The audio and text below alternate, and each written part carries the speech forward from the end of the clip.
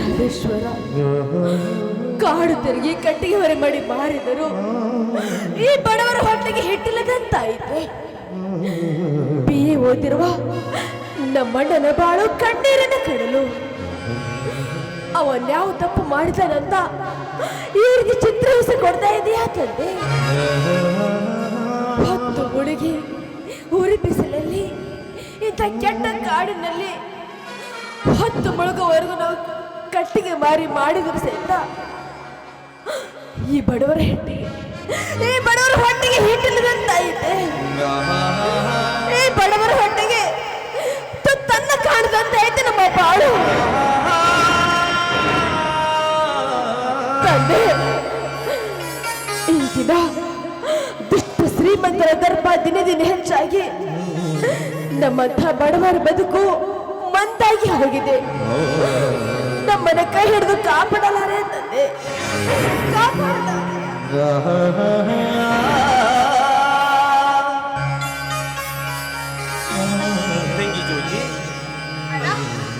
ತಂಗಿ, ಇದೇ ನಮ್ಮ ನಿನ್ನ ಕಾಲು ರಕ್ತವಾಗಿ ಬಿಟ್ಟಿದೆ.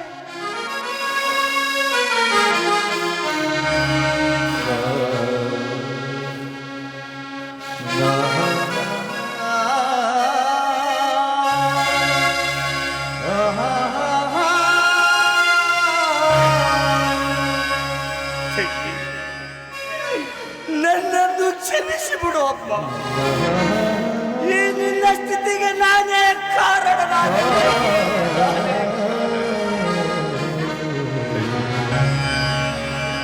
ಶೇಷನ್, ಹೋಗ್ಲಿ ಬಿಡಿ, ಸಮಾಧಾನ ಮಾಡ್ಕೊಳ್ಳಿ. ಯಾಕಂದ್ರೆ ಆ ದೇವರು ತುಂಬಾ ಕೆಟ್ಟವನು.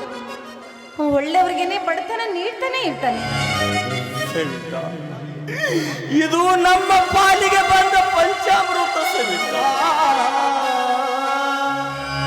ಜ್ಯೋತಿ, ಮುಳ್ಳು ಚುಚ್ಚಿ ರಕ್ತ ಸೋರ್ತಿರುವ ಆ ನಿನ್ನ ಕಾಲನ್ನು ನನ್ನ ಕಣ್ಣಿಂದ ನೋಡೋಕ್ಕಾಗ್ತಿಲ್ಲ. ನೋಡು, ನನ್ನ ಚಪ್ಲೇನ ನೀನ್ ಹಾಕೋ. ಬೇಡ ಸವಿತಾ, ನಾನೇ ಚಪ್ಪಲಿಗಳನ್ನ ಹಾಕಿಕೊಂಡ್ರೆ ನಮಗೆ ಬಂದಿರುವ ಬಡತನ ಜ್ವರ ಕಡಿಮೆ ಆಗುತ್ತದೆ ಏನು? ಜ್ಯೋತಿ, ನಿನ್ನ ಬಡತನ ಕಡಿಮೆ ಮಾಡಬೇಕು ಅಂತ ನಾನು ಈ ಚಪ್ಪಲಿ ಕೊಡ್ತಾ ಇಲ್ಲ. ನಾನು ಒಂದು ಹೆಣ್ಣು, ಇನ್ನೊಂದು ಹೆಣ್ಣಿನ ಸಂಕಟ ಏನು ಅಂತ ಅರ್ಥ ಮಾಡಿಕೊಂಡು ನಾನೇನು ಕೊಡ್ತಾ ಇದ್ದೀನಿ. ನೋಡು, ನೀ ನನ್ನ ಬಗ್ಗೆ ಚಿಂತೆ ಮಾಡಬೇಡ. ನಮ್ಮ ಅಣ್ಣಂದ್ರಿಗೆ ಹೇಳಿದ್ರೆ ಒಂದು ಜೊತೆ ಅಲ್ಲ, ನನಗೆ 2 ಜೊತೆ ಚಪ್ಪಲಿ ಕೊಡಿಸ್ತಾರೆ. ಅದಕ್ಕೆ ನೀನು ಈ ಚಪ್ಪಲಿ ಹಾಕೋ.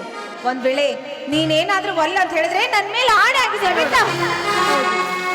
ಆಯ್ತು ಸವಿತಾ.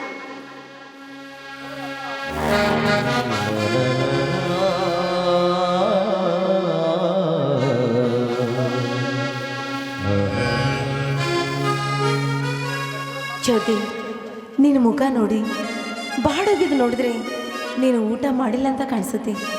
ಬಾ, ನಾನು ಬುತ್ತಿ ತಂದಿದ್ದೀನಿ, ನಾನು ಊಟ ಮಾಡಿಸ್ತೀನಿ.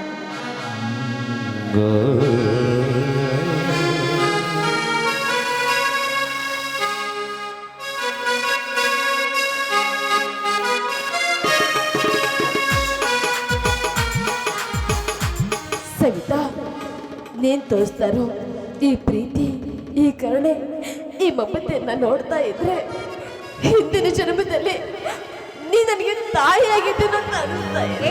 ಜ್ಯೋತಿ, ನೋಡು, ಊಟ ಮಾಡೋ ಮುಂದ ಕೆಟ್ಟದ್ದನ್ನು ಯಾವುದನ್ನು ಯೋಚನೆ ಮಾಡಬಾರ್ದು. ಯಾಕಂದ್ರೆ ಊಟ ಒಟ್ಟಿಗೆ ಸೇರುವುದಿಲ್ಲಂತೆ, ಅದಕ್ಕೆ ಊಟ ಮಾಡಿ. ಈ ಕೆಟ್ಟ ಪ್ರಪಂಚವೆಂಬ ದತ್ತವಾದ ಕಾಡಿನಲ್ಲಿ ದುಷ್ಟ ಶ್ರೀಮಂತರೆಂಬ ಕೆಟ್ಟ ಮೃಗಗಳ ಬಡತನದ ಬಂಡೆಯನ್ನು ಹೊತ್ತ ಈ ಬಡಪಾಯಿ, ಈ ನನ್ನ ತಂಗಿಯ ಸ್ಥಿತಿ ನೋಡಿ ನನ್ನ ಕರಳು ಕಿತ್ತಿ ಬರುತ್ತದೆ.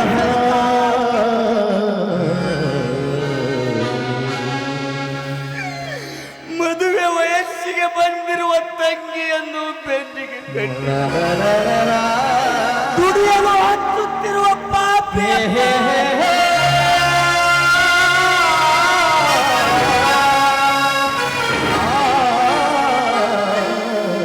ಪ್ರೀತಿಯಿಂದ ತಂಗಿ ಅನ್ನುವುದಷ್ಟು ಕೂಡ ಅಸಹಾಯಕನಾದ ತಂಗಿ, ಅಸಹಾಯಕನಾದ.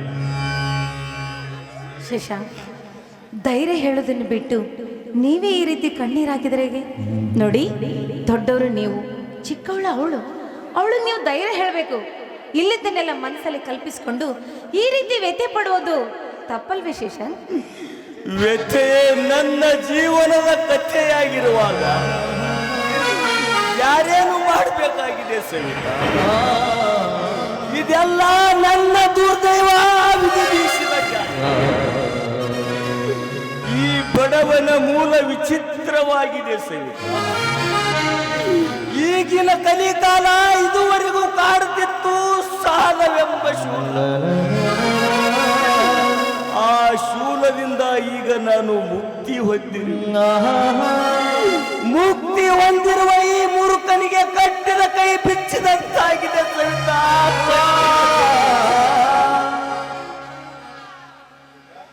ಶಶಾಂಕ್, ಸಮಾಧಾನ ಮಾಡ್ಕೊ.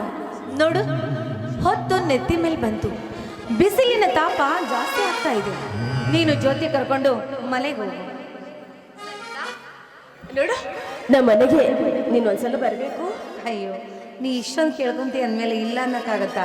ಖಂಡಿತ ನಾನು ನಿಮ್ಮ ಮನೆಗೆ ಬಂದೇ ಬರ್ತೀನಿ. ಸರಿ, ಈಗ ನೀನು ಹೋಗಿ ಮನೆಗೆ. ಸವಿತಾ, ನಾವಿನ್ನು ಬರುತ್ತೇವೆ. ನೀನು ಮನೆ ಕಡೆ ನಡಿ. ನನ್ನ ಬಗ್ಗೆ ನೀವೇನು ಚಿಂತೆ ಮಾಡಬೇಡಿ, ಕರ್ಕೊಂಡು ಹೋಗಿ.